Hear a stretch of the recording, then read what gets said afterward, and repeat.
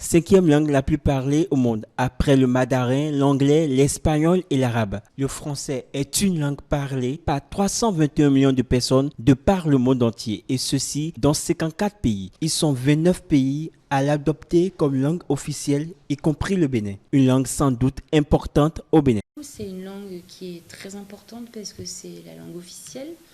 Donc la maîtriser signifie pouvoir aussi maîtriser l'ensemble des informations officielles qui circulent. C'est une langue qui sert à communiquer, mais c'est une langue qui côtoie aussi beaucoup d'autres langues au Bénin, qui a un portefeuille linguistique très développé et très varié suivant les différentes régions, entre le nord, le centre, le sud.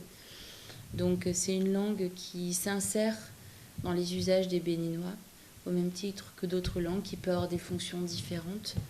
Et je pense que les Béninois la promeuvent et la valorisent sans même forcément y penser, tous les jours en l'utilisant, parfois en la mélangeant avec d'autres langues, parfois en insérant des expressions qui sont propres au Bénin. Pour certains francophones, plusieurs défis restent à relever pour plus valoriser cette langue. Il faut forcément que les documents scientifiques soient élaborés en français, parce que nous constatons que l'anglais a pris le pas et beaucoup de documents scientifiques sont en anglais. Il faudra donc faire en sorte que les vrais documents scientifiques soient élaborés en français. Il faut revenir à la dictée coercitive pour espérer avoir des résultats. Les langues béninoises sont un facteur aujourd'hui de dialogue avec la langue française pour qu'on puisse éditer dans la langue béninoise.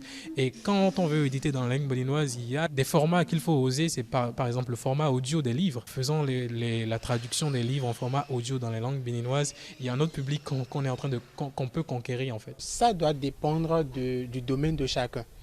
Supposons moi je suis écrivain, donc si je dois apporter des touches, je dois l'apporter en fonction de l'écriture. Donc, je vais me servir de l'écriture pour pouvoir apporter des touches. Créer, innover, entreprendre en français, c'est le thème retenu pour cette édition 2024 de la célébration de la francophonie. Écrivains et professeurs de français exposent leur compréhension du thème. La création est au début de toute chose et c'est dans la création qu'on peut innover.